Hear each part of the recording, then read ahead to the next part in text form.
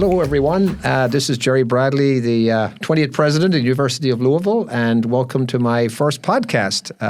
The podcast is titled Red and Bold. Red about the colors of our great university, and bold are the conversations that I'll be having with my guests as we invite folks from the community to come in and talk about things that are important for us all to hear. And I'm really delighted today to welcome really two special public servants who have, dedicated their lives to professional public service. And I'm honored to have the State Senate President, Robert Stivers, who is been the Senate President since 2013. He represents, I believe, the 25th District, which is made up of 3 counties, Laurel, Knox, and Clay County. And I had the pleasure of visiting all 3. And I'm here also joined by Congressman McGarvey, Morgan McGarvey, who represents the 3rd District in Louisville and Jefferson County, and has been also Senate Minority Leader, came to the Senate in 2012 and served as the Minority Leader until 2022. So welcome to you both. Thanks. Good morning. Yeah, good to be here. Yeah. Well, just so great to have you both here. And as you know, I'm a recovering school board member, so I know what it's like in political life, a little bit. But I just want to ask you about what was it that brought you to public service? Maybe you could start with you, President Stivers. Well, I want to start with the fact that many of my family, prior generations, have been in politics and public service. My mother was also at Sioux Bennett College, which was a small junior college, for almost 40 years, which I think in and of itself is kind of public service. Didn't make a lot of money, but loved being with the kids. But I think what happened, I was pretty young. I'm not sure who was younger when they came. I was 34 when I came to the Senate. I was 32. Okay, Wow. You were younger than I was.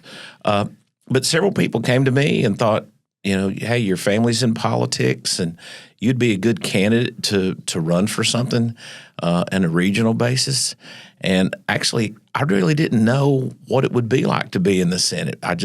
They convinced me to run, and I ran and I won. And boy, I've gotten an education since then, because my first vote, after that, my first public service vote, was to declare the seat of the Senate President vacant. And that was Wow. Yeah, that was it. We walked onto the floor. But it was more the encouragement of people around me, not necessarily me. Wow. Yeah, I love hearing your story because, of course, when I came, you were the Senate President. So, to think of you when you first started is interesting. For me, I'm the first person in my family to run for office, much less serve in office. You asked, how did it get started? Basically through a little bit of PTSD and not enough time to make a decision. And I'm only half kidding about both. When my wife and I decided to start a family, 6 months later we had 2 children. And I'm not making that up. That is way too efficient. We had twins, and they were born 14 weeks premature. Her water broke at 24 weeks and 5 days. They were born at 26 weeks and 1 day. At a pound and a half and a pound and 15 ounces each. And so fast forward now, we've had them home from the hospital for about 4 months. They spent 99 days in the NICU down at Norton Children's Hospital. And there was my state senator was a guy named Tim Shaughnessy. Robert, you remember Tim. Oh, yeah. And Tim was there for 24 years. And Tim, if he's listening, would admit this. He had a very contentious relationship with Robert's predecessor and the president, David Williams. Well, he had a contentious relationship with a lot of people. And he would tell, if Tim were sitting here, he'd be like, yes, and then he might start naming them. So he knew he was going to get screwed in redistricting. It was a redistricting year. He knew he was going to get screwed, and he did get screwed. But he announced his decision to retire before redistricting. Nobody even thought about the seat. And so then the districts came out, and of course, he got totally screwed in redistricting. I wasn't even eligible to run for that seat. Nobody thought about it at all. The House redistricted as well. And both plans were so egregious that the Kentucky Supreme Court found both plans unconstitutional. And they gave everybody 3 days to run. So the decision came down on a Tuesday. They gave everybody 3 days to decide to run under the old districts. And the first thing you do is you go, well, Tim, are you going to stay in? And he said, 24 years, what I've got, the relationships I have up here right now, I am at peace with my decision to leave. And he left. And I tell people this all the time, and I'm really only half kidding. If I'd had 4 days to decide, I don't know that I would have done it. Wow. But, you know, going back to our experience in the NICU, it's tough becoming a parent even into the best and normal of circumstances. I think our circumstance was really rough for both of us. And, you know, when you're sleeping on a chair in a hospital room, you say a lot of prayers, you make a lot of promises.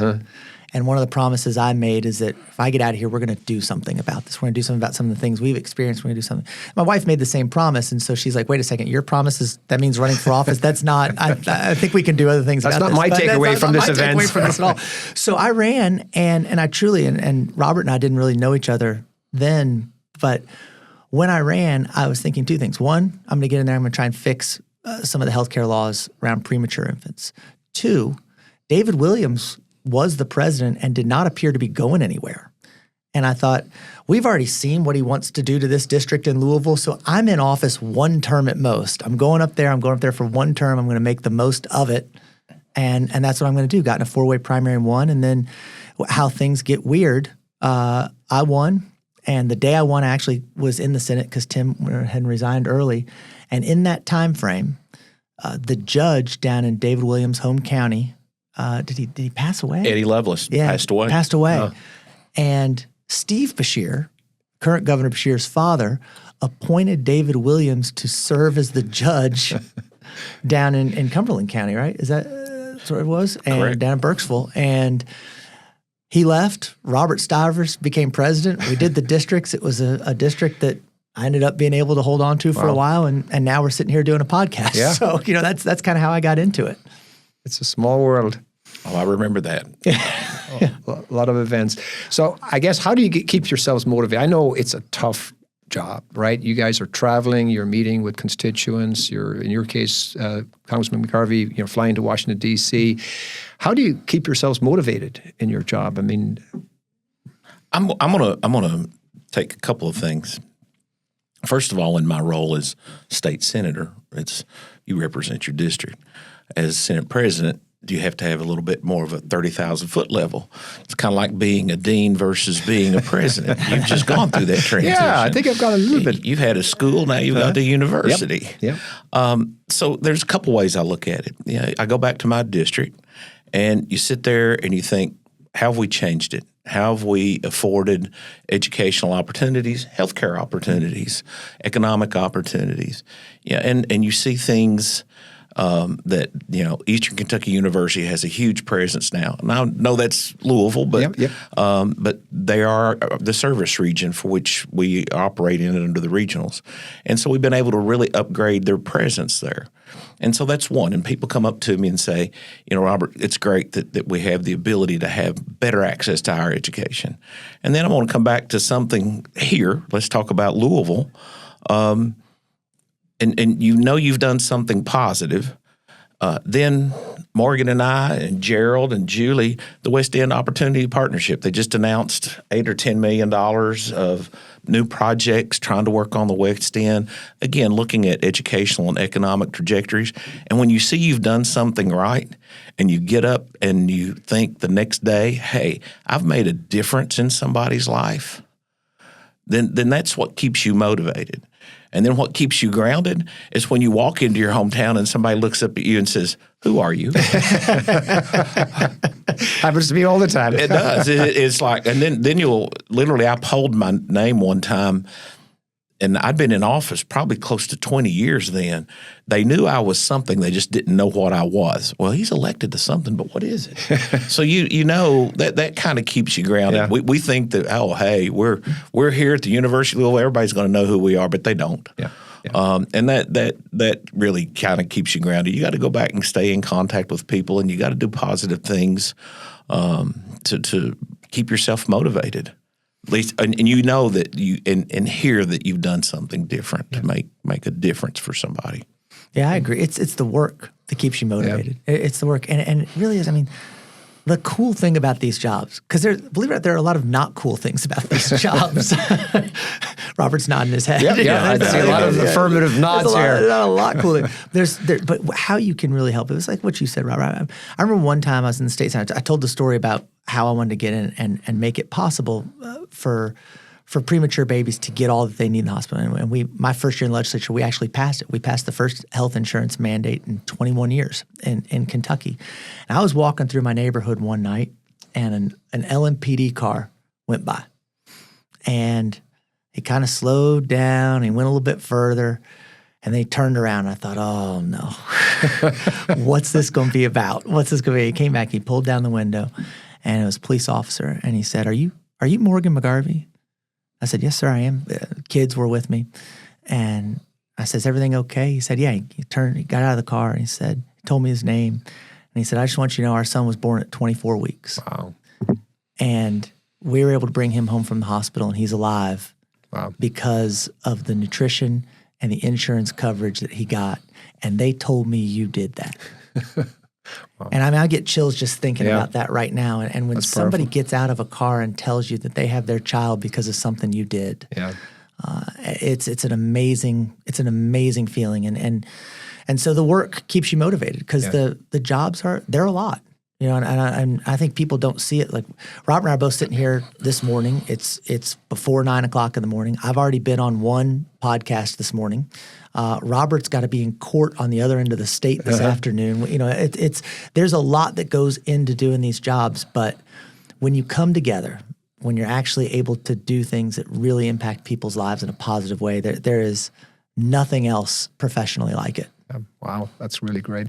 Well, to more serious issues, as you know, we all know, we live in a country right now that's very, very polarized. I came from Europe, and I have to say that everybody in Europe argues politics.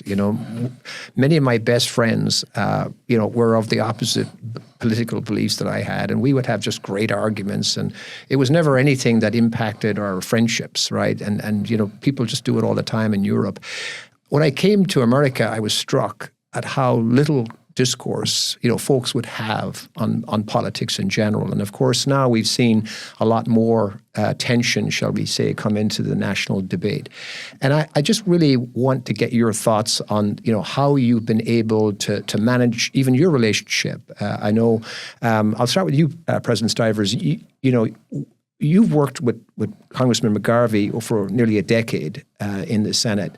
And, people oftentimes think you guys are at each other's throats all the time. But how many really fundamental differences did you have over the course of those 10 years? And how did you work together in a constructive way? There's not that many. We've had this discussion. There's not that many fundamental differences. And I'm gonna lay a part of this, maybe 95% of it, on the press. They don't talk about the 80 to 90% of the bills that vote through both chambers with almost unanimous support, bipartisan support. They want to pick on the 4 or 5 issues that there are disagreements, and they want to. And I'm going to go back. I don't know that there is that much division in the United States as much as the media wants to make it that way. They want to turn up the volume because they're getting clicks and advertising dollars off of these things. And last year, I started the session by starting off every day saying, did they write about this positive story or that positive story that Republicans and Democrats came together? No, they don't put those things out there. So you get down to those 4, 5, 6, 8, 10 issues, whatever they may be. You respect people's opinions. You respect the position they come from. You respect their background, their upbringings, their environment that molded and shaped their opinions. And there are going to be differences. And so you have differences. Do you have differences with your siblings, your children, your parents? Yeah, but you don't kick them out of the house and you don't get mad at them. Well, I guess sometimes. Depends. It depends. But no, that's, you look at it and there is a major difference between how you were raised in Louisville versus how you were raised in deep eastern Kentucky. But I can respect that because it's just the environment from which you came. And, you don't have to be antagonistic or create animosity or tension. Just be respectful, listen, and occasionally you'll find out that, oh, wait a minute, we can actually do this if we go kind of this way or that way. And so that's just trying to have respectful dialogue and understand that everybody comes from a little bit different perspective.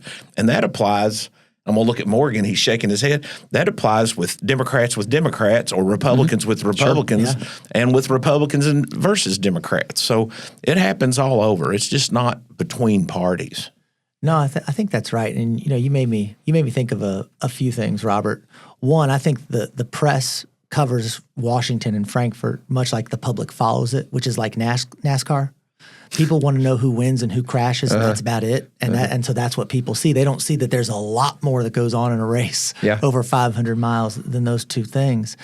And I think, I think about Frankfurt in particular and Washington now. There's a lot more that goes on that people don't see. Yeah. And I think when you talk about fundamental disagreements, at the risk of sounding like a lawyer and a politician, let's talk about what a fundamental disagreement is, because I think there are very few fundamental disagreements, period. Yeah. Not talking about Frankfurt, Washington parties. I mean, I want our streets to be safe. I want our schools to be fantastic. I want everybody to have an equal opportunity at success and achieve the American dream. I don't think you're going to find a lot of people who say, well, I don't want those things. Now, how we get there might be wildly different, but the fundamental part actually is there. And one of the things that's great about a place like Frankfurt, where it's 38 people in the state Senate, you can get to know people. You can get to know people. You can get to understand them, like Robert said, where they're from, what that looks like, why they feel the way. I've found, even still, some of the most important and impactful things you can say when you're in office are, I don't know, and what do you think? And if you're really willing to listen to people, it doesn't mean you're going to agree with them, but you get an understanding of where they're coming from. And, I think one of the things that Robert and I did in the state Senate in particular is by getting to know each other, by having a respect for each other and where you come from, where you stand on issues. We disagreed a lot publicly. I was the minority floor leader and he was the president of the Senate. In fact, I always felt good when I was saying something that you'd have to get down off that chair and come down and go to your seat and pick up the microphone. I'm like, okay, good. I'm making some good points here, right? This is, and we would go, but you can disagree without being disagreeable. And I think between the two of us, you're sitting here, I'm saying it, but we left it to the policy. We didn't make it personal. And what that did is it created the space to come back together when we needed to.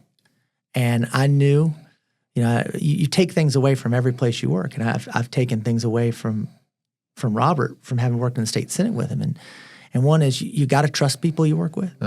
I knew that there were certain things I could go to him on and say, we need to have a conversation. Can we have a conversation, just two of us? And there's some good things we got done because of that. So you can disagree. We do strongly disagree on several issues.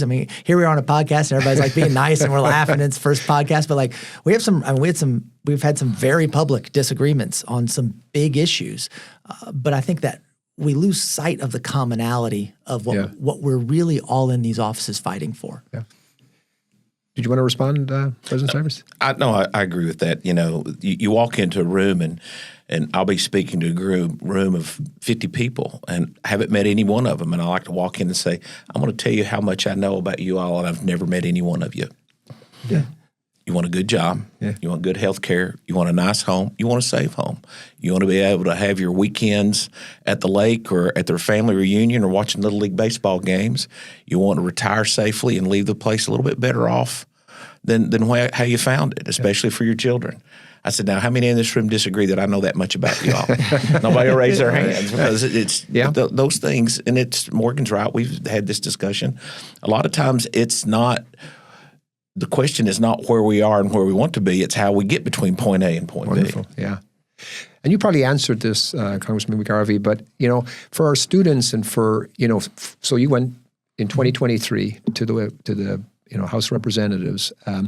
You didn't know people there, right? No. And so you were dealing with the Speaker, Speaker Johnson. So you knew probably you had issues that you disagreed with him. So what skills can you tell us when you don't know that person? How do you navigate that difficult conversation that you're going to have? Or there are kind of things that you use that you fall back on? Well, I think always ask questions. And there's a term for this. I'm going to go ahead and use it. You all edit it out if you want to. There's a great question. You ever heard of someone who knows to ask the question but doesn't care what the answer is? Yeah. I call that person an asshole. So ask a question, but don't be an asshole. Actually sincerely care about what the answer is. Yeah. And I think that that's important. When you ask questions, when you listen to people, that you can find out a lot. And by the way, it makes your arguments better too. To really listen. And so Washington, it takes more time. There are 38 people in the state Senate. There's 435 people in the House of Representatives on a 2-year election cycle with a reasonable amount of turnover every 2 years. So, it takes more time. It's more of a seniority-based body in Washington. And I felt like in Frankfort, there's a little bit of seniority and there's certainly leadership. But, you can come in as a freshman senator and make a difference and make a mark. I mean, think of some of the people who were freshmen when I was minority leader. Brandon Storm, for example, came in. David Yates came in. People who can come in and make – because you're one of 38. We get to know each other pretty quickly. We're all from Kentucky. So I think you've got to get to know people. You've got to establish your reputation and relationship. Come prepared. If you're going to meet with the chairman of a committee, if you're going to meet with the Speaker of the House, if you're going to meet with a professor on campus, come prepared. They're going to be more wanting to work with you if they know you're prepared and you've prepared as best you can for that type of meeting. Ask questions, care about the answers, think about what someone else is saying. Does not mean you have to agree with them. That's not what this bipartisanship to me has never meant to agree. It's always that willingness to listen and then push forward for what you might think is best or what ultimately is the best solution. Great. President Stivers? Yeah, I don't relish Morgan's position. He's 1 out of 435. And we've had this discussion. You can have more impact in the state Senate than you can have as a congressperson because we just have more influence. And it is almost a pure seniority system. The legislative process in Kentucky is not that. Because one, we're citizen legislators. We're not full-time legislators, and people want to devote time to their job but also devote time to the legislative process. And so a lot of times the leaders come out of people who can devote more time to it. And so it's how you kind of start that process. It doesn't matter if you're a Republican or Democrat because on many occasions you'll see Republicans and Democrats, non-leadership or leadership and others, come together to jointly work on a bill because it may be more of a regional political bill. There's a lot of things here in Jefferson County that are going to be specific that Democrats and Republicans will support. There's Eastern Kentucky issues and there's Western Kentucky issues, and it's not a party issue. It is a regional issue. And so people see that and they come together, and you'll see on many occasions because they've made the connections and they've done the outreach, and then tomorrow they may be diametrically opposed to each other on another issue, but they understand there's multiple issues here, and you have to keep a certain sense of perspective and being rational and understanding that don't lose your temper. There's another day, there's another issue. Yeah, it's funny because you're mentioning that there's so many dynamics at play, right? There's so many dynamics at play. And I'll add one more that I know exists in Frankfort and exists in Washington too, is sometimes you get a dynamic of the House versus the Senate. True. And we found ourselves in Frankfort sometimes, we get off the floor fighting about something, find out the House was doing something, all of a sudden then the Senate rolls down, and we roll down together as the Senate. And in Washington, that's true too. Sometimes you see the House saying, wait a second, to the guys who think they're in the upper chamber, wait a second, what are y'all doing? And so that's another dynamic that just comes into play. Yeah. And the next day it could be flip-flopped. It could be totally different. And people don't see all this. They don't. And Morgan's right. Sometimes it can be House versus Senate. Sometimes it can be legislature versus governor, or the courts, or the governor versus the courts, or the governor or the president versus one person. Everybody expected us a few years ago, and I think it was kind of interesting when Matt Bevin was governor. We overrode a bunch of his vetoes too. So we're bipartisan in legislature and overriding vetoes. There is that tension. Yeah. And there's meant to be that tension. I think that's it. It's because I think things are so divisive right now in this country. We lose sight of the fact there is meant to be a little tension between the executive branch and the legislative branch and the judicial branch as well. And so, those dynamics are always at play, and you've got to find a way to work through them so that you can keep working on stuff. And you learn this. This is true in life, right? This is true in life. I think everybody thinks our job is so much different than their job. I want people to imagine going to work or going to class, calling somebody every name in the book, posting online, and then at the end of the week asking if you can borrow their notes from the day you missed in class. Right? Or asking somebody for help on a work project after you've trashed them to the whole company. That it's not much different than us. And so, there's people you could be out there calling every name in the book right now who 2 weeks from now you might really need on an appropriation request. Or you might really need on getting your bill through a markup in committee. And there, again, you do not have to agree. And I don't agree with a lot of people. But there's a way to do that and highlight the policy difference. And I think if you're a professional about it, you understand in this arena, people are going to have very sincere disagreements about policy, but how you handle that's important. And I'm not that you would ever see this in the university, but is there no politics in the university? Well, a lot of what you're saying is very similar to what, of course, we see, of course, in universities, right? Yeah. I mean, it's very similar. When people come together in any type of organization, there's politics, right? I tell people in churches, at universities, and in corporations, your job is just like mine, except mine's less political. Yeah.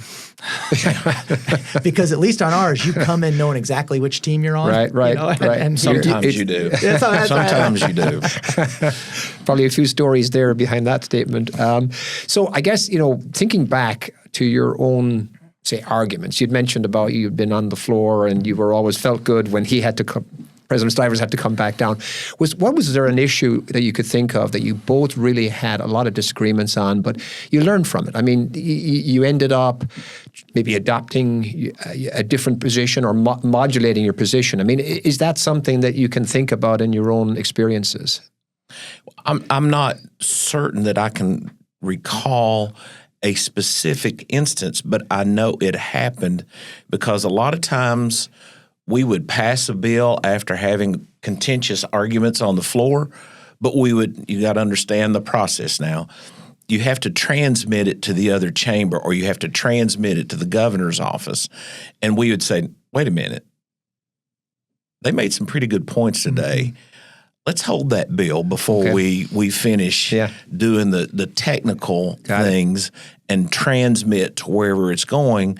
And then all of a sudden the next day you'll see there's a motion for reconsideration of the vote by which it was taken, and a few amendments will be filed or it'll be sent back to committee. And that's the other thing you would see. If it wasn't there, it would be like, wait a minute, they've made some valid points.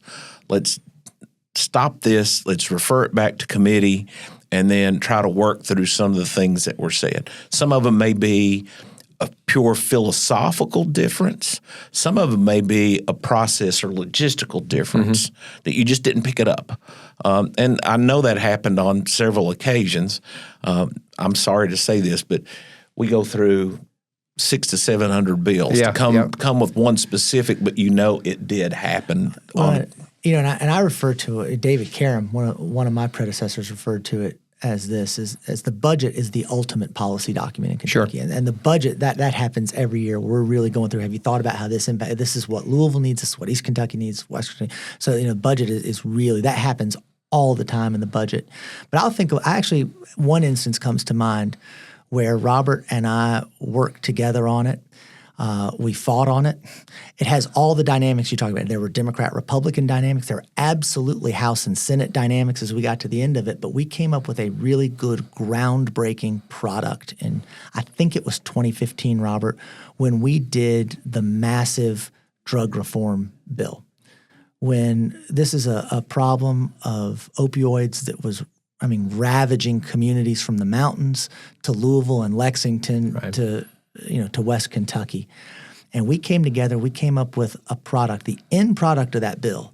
And there were 8 of us on that conference committee. And there were times the Democrats and Republicans had to be separated. I remember one time when the House and the Senate had to go to separate floors in the annex. I'm not going to get that deep into it. We've had a few. Where we were on separate floors fascinating. but we came up with a product that both punished people trafficking in the substance, but also really turned the corner in treating addiction as a disease. And making sure that, ideas that you didn't think you were going to get through the Kentucky General Assembly. We were the first state in the Southeast to have a statewide needle exchange program. We started investing in drug courts and veteran drug courts and family drug courts. We started, recognizing that you can't simply incarcerate your way out of this problem and have it work. And it was really, that was a piece of legislation where I think it had all the dynamics at play. It started in a very different place than it ended, in both chambers came together. And that was one that was, the end product I think was made better because of so many people. Joni Jenkins was involved in that. I think Givens was involved in that maybe. There were several of us who, different places, different perspectives, and got a pretty good product out of it. Wow. Fascinating. My takeaway from that is, for our students out there and for folks is that continue to make good points, right? Mm-hmm. Do not get where it becomes personal. Make solid points, and actually the other side will again be educated by it, right? There's a chance that you will get to make a difference in somebody's mind when they are, ultimately, if they are responsible for making a decision. And keep the goal in mind. Yeah. Yeah, and we talked about this in the very beginning about what's a fundamental difference. There was no fundamental difference of the goal here. Yeah, we just want the process. Yeah, we want fewer people to be addicted to this terrible substance. Yeah. And how do we do that? And getting a lot of experts, getting people in, getting as I guess as it exists, a nonpartisan expert, getting people in, talking to us. It was that was an interesting process. And I do remember that now that Morgan reminds me about it, because, do we want to have people using needles for drugs? No, you don't. What we're trying to look at is the overall public health picture. Mm-hmm. And we knew it was going to happen. You don't want it to happen at all, but you're not given any good alternatives. Yeah. It's just the least of the bad alternatives. And so, we went through that, and that was when Greg was the speaker, Stumbo, and try to get something, because we knew we had a major problem. And again, we knew where we were, we knew where we wanted to be, but the discussion became, how do we get there? And that's where the discussion was. And sometimes it did get tense. But you're still friends, right? Yeah. But I love that. My grandfather, my mom's side of the family is from East Kentucky, where Robert's from. They're from Perry and Owsley County. And I love it because they can be so understated. I hope people listening to this know that when Robert says it could be tense. That in Louisville, we have much more colorful descriptors for what was going on. But this is a family show. I'll leave it alone. Well, I know we're kind of getting to the end, but one of the things I wanted to ask both of you, sort of in conclusion, is what final takeaway would you give to our students? I guess I'll start with you, Congressman McGarvey. What would you like our students to take home from your thoughts around where we're at and how we should handle, political discourse and tough events going forward? Yeah, I don't like where we are. I don't like where we are, and this is where I will get a little more political. I value public service. I value the role that government can play in being a force for good. We're always going to have disagreements. In fact, when I walk through the Capitol, I love walking through the Capitol, particularly at night. And in the rotunda, there's 8 paintings, giant paintings on the wall. My favorite one is the signing of the Declaration of Independence. not because of the momentous act of that occasion, but because the artist went to great lengths to literally show Thomas Jefferson stepping on John Adams' toes. And so we've always had disagreements in this country. I don't like the way that the current president is leading our country and how he does that. I think it's divisive. I think it's meant to divide. And I don't like that. But I think it's important to continue to not give up. I think it's important to continue to listen. I think it's important to continue to educate ourselves. I think when I say don't give up on what you want to see happen, and don't give up on people. The history of this country is not linear. It has been worse than it is right now. But our North Stars have always been what was put in that first paragraph of the Declaration of Independence, that all people are created equal, endowed by their Creator with certain inalienable rights, among which are life, liberty, and pursuit of happiness. And the radical ideas that those were both enshrined in that document and protected by a government of, by, and for the people. The people still have the power in this government. And even more than just saying those things for the first time, they said, we hold these truths to be self-evident. And they were anything but. So we've had some dark chapters and patches in our history, but those have always remained our North Star, and we're heading for it. And I think if people can continue to work towards that, to listen, to not give up, that this will continue to be the greatest country on earth. Well, since we've done a history lesson, let's go back to Madison and Hamilton and Franklin and Jefferson and Washington and look at what they wanted, the difference between a strong centralized government versus states' rights, federalism. But I'm going to say this. They knew where they were. And it's circle back to what I said. They knew where they were.